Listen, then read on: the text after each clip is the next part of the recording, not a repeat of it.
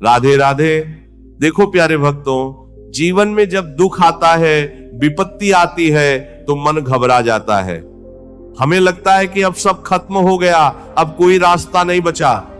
पर याद रखो, जिसे तुम अंत समझ रहे हो वो अंत नहीं है। भगवान की योजना तुमसे बहुत बड़ी है।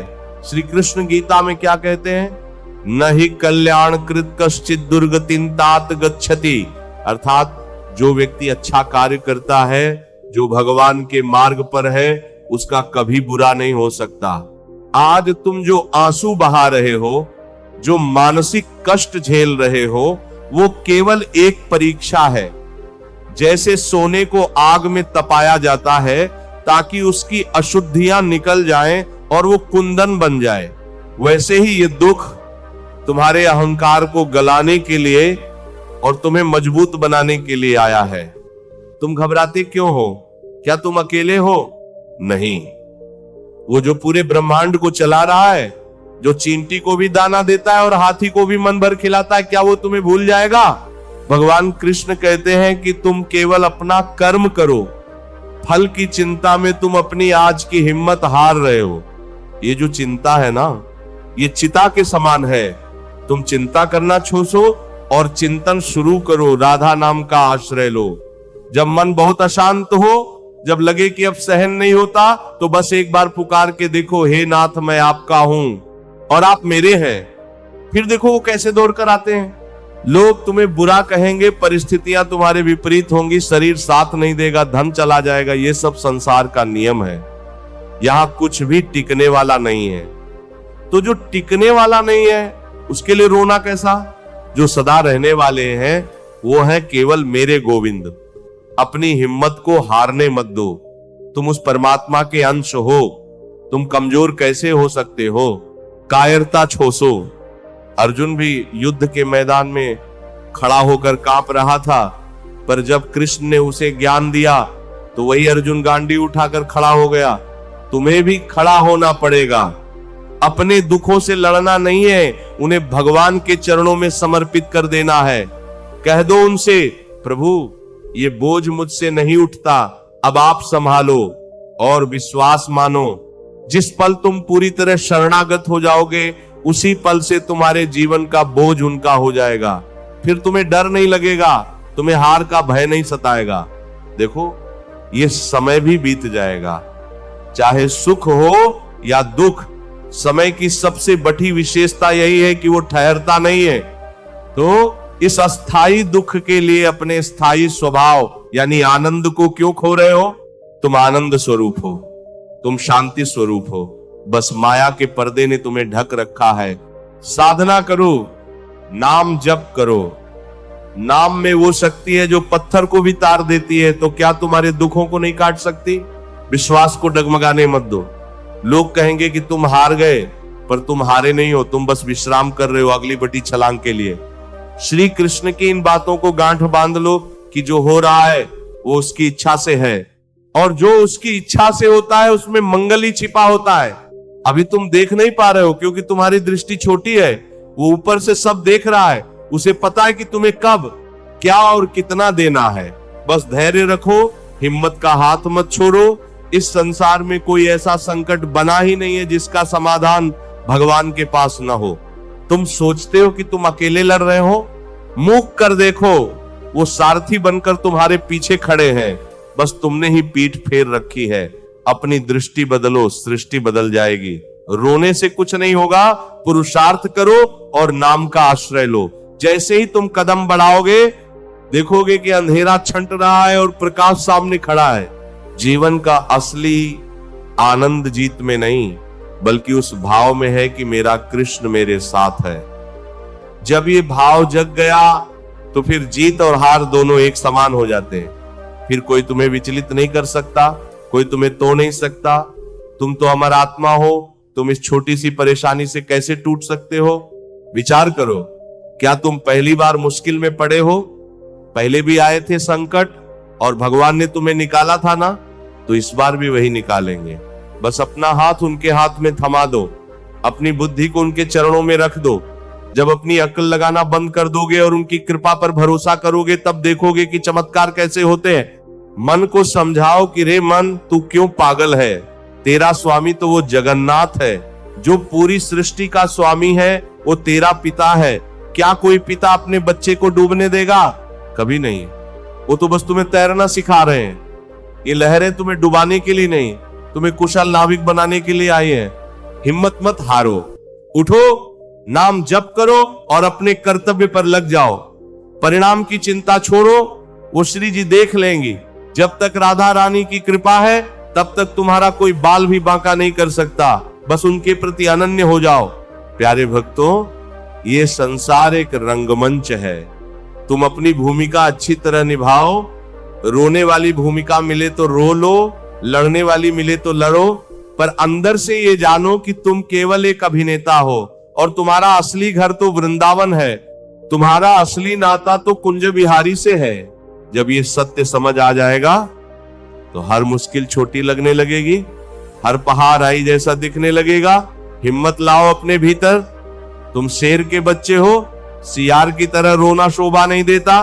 भक्ति का कवच पहनो और कर्म की तलवार उठाओ। याद रखना, अंधकार जितना गहरा होता है, सवेरा उतना ही निकट होता है। तुम्हारी मुश्किलों का चरम स्तर इस बात का संकेत है कि अब सुख के दिन आने वाले हैं। भगवान तुम्हारी सहन शक्ति देख रहे हैं। बस थोड़ा सा और, फिर सब ठीक हो जाएगा। अपनी वाणी पर संयम रखो, अपने विचारों में पवित्रता लाओ और निरंतर नाम जप करते रहो। नाम जप ही वो नौका है जो तुम्हें इस भव सागर और इन मानसिक क्लेशों से पार ले जाएगी। निराश होना पाप है। निराशा भगवान की शक्ति का अपमान है। क्या तुम मानते हो कि तुम्हारा दुख भगवान की शक्ति से बड़ा है? अगर नहीं तो फिर उदास क्यों हो? हंसो, मुस्कुराओ और कहो, जैसी आपकी इच्छा प्रभु। जिस दिन ये कहना सीख गए, उस दिन से जीवन का सारा तनाव खत्म। फिर तुम मुक्त हो, फिर तुम निर्भय हो। हिम्मत भगवान से मांगो, वो देंगे। वो तो देने के लिए ही बैठे हैं, बस तुम मांगना नहीं जानते। तुम संसार से मांगते हो, इसीलिए ठोकरें खाते हो। एक बार उस मालिक से मांग कर देखो, वो झोलियां भर देगा। अपनी आंतरिक शक्ति को जगाओ। तुम अनंत हो, तुम चैतन्य हो। ये शरीर और इसकी बीमारियां, ये धन और इसकी कमियां, ये सब ऊपरी आवरण है। इनके भीतर जो बैठा है वो कभी दुखी नहीं होता। उस केंद्र में स्थित हो जाओ। शांति बाहर नहीं है, शांति तुम्हारे भीतर है। जब तुम बाहर ढूंढना बंद कर दोगे और अंतर्मुखी हो जाओगे, तब तुम्हें वो शांति मिलेगी जो संसार का कोई वैभव नहीं दे सकता। श्री कृष्ण ने यही तो सिखाया है कि युद्ध के बीच में भी शांत कैसे रहा जाता है। भीतर युद्ध चल रहा हो पर चेहरे पर मुस्कुराहट और हाथ में कर्म होना चाहिए। यही असली वीरता है, यही असली भक्ति है। भागना नहीं है, जागना है। सोए हुए आत्मबल को जगाना है। देखो, जो लोग तुम्हें आज नीचा दिखा रहे हैं, कल वही तुम्हारे चरणों में होंगे अगर तुम अपने मार्ग से विचलित नहीं हुए। सत्य की राह कठिन जरूर होती है, पर अंत में जीत सत्य की ही होती है, धर्म की ही होती है। और धर्म क्या है? भगवान की शरण में रहना ही परम धर्म है। अपने हृदय को बढ़ा करो, सबको क्षमा करो। द्वेष रखोगे तो मन भारी रहेगा, मन भारी रहेगा तो हिम्मत कैसे आएगी? क्षमा करना सीखो, हल्का महसूस करोगे, और जब मन हल्का होगा तो उसमें गोविंद का वास होगा। हिम्मत का दूसरा नाम ही विश्वास है। विश्वास की वो है, बस इतना जान लेना ही काफी है कि वो देख रहा है। जब वो देख रहा है तो गलत कैसे होने देगा? संसार की बातों को अनसुना करना सीखो। लोग तो भगवान को भी दोष देते हैं, तुम तो फिर भी इंसान हो। उनकी बातों को दिल पर मत लगाओ, अपनी ऊर्जा को भगवान के चरणों में लगाओ। हर सांस के साथ राधा राधा कहो, हर धड़कन में श्री कृष्ण का नाम हो। फिर देखो कैसे दुख भागता है।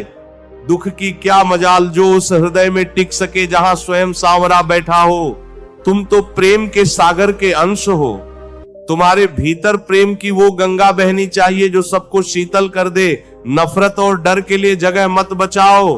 हिम्मत तब आती है जब हम ये मान लेते हैं कि जो कुछ भी हो रहा है वो मेरे भले के लिए है। भले ही आज वो बुरा लग रहा हो, पर भविष्य में तुम खुद कहोगे कि प्रभु आपने जो किया अच्छा ही किया।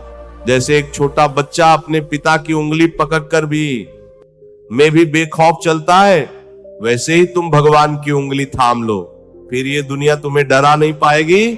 विपत्ति में ही व्यक्ति के चरित्र की पहचान होती है। कायर भाग खड़े होते हैं, पर भक्त अडिग रहता है। उसे पता है कि उसका रक्षक कौन है। जाको राखे साइया, मार सके न कोई। अपनी दृष्टि को स्थिर करो, लक्ष्य पर ध्यान दो। विचलित करने वाली बहुत सी चीजें आएंगी, पर तुम्हें रुकना नहीं है, चलते रहना है। चरैवेति चरैवेति, हर दिन एक नया अवसर है। कल जो हुआ उसे भूल जाओ, आज एक नई शुरुआत करो। आज का दिन भगवान को समर्पित कर दो। हिम्मत हारना मतलब ईश्वर की सत्ता को नकारना। क्या तुम नास्तिक हो? नहीं ना, तो फिर हिम्मत रखो। आस्तिकता का अर्थ ही है अडिग विश्वास। बड़े बड़े संतों ने कितने कष्ट सहे। मीरा को जहर दिया गया, नरसी के पास कुछ नहीं था, पर क्या उन्होंने हिम्मत हारी? नहीं, क्योंकि उनके पास नाम का बल था। वही बल तुम्हारे पास भी है, उसे पहचानो। नाम की शक्ति को कम मत समझो। ये वो परमाणु बम है जो तुम्हारे सारे पापों और कष्टों को एक क्षण में भस्म कर सकता है। बस पुकार में वो तपप होनी चाहिए। प्रभु से कहो, हे गोविंद मुझे शक्ति दो कि मैं आपकी रजा में राजी रह सकूं। जब तुम उनकी इच्छा को अपनी इच्छा बना लोगे, तब सारा द्वंद्व समाप्त हो जाएगा। मन के हारे हार है, मन के जीते जीत। मन को जीतो, मन को समझाओ कि ये सब माया का खेल है। तुम इस खेल के खिलाड़ी हो, खिलौना नहीं। अपने भीतर के उस आनंद को खोजो जो परिस्थितियों पर निर्भर नहीं है। वो आनंद जो स्वावलंबी है, वो केवल भजन से मिलेगा। जितना अधिक तुम संसार की ओर देखोगे उतना डर लगेगा। जितना अधिक तुम ठाकुर जी की ओर देखोगे उतना निर्भय होगे। चुनाव तुम्हारा है। हिम्मत तब बनती है जब हम सत्य के साथ होते हैं, और परम सत्य केवल परमात्मा है। उनके साथ जुट जाओ, तुम भी अजय होगे। कठिन समय में शांत रहना ही सबसे बड़ी तपस्या है। क्रोध और आवेश में आकर अपनी शक्ति नष्ट मत करो। मौन रहकर नाम जप करो। भगवान के दरबार में देर है, अंधेर नहीं। तुम्हारी हर पुकार सुनी जा रही है, हर आंसू का हिसाब रखा जा रहा है। बस सही समय का इंतजार करो।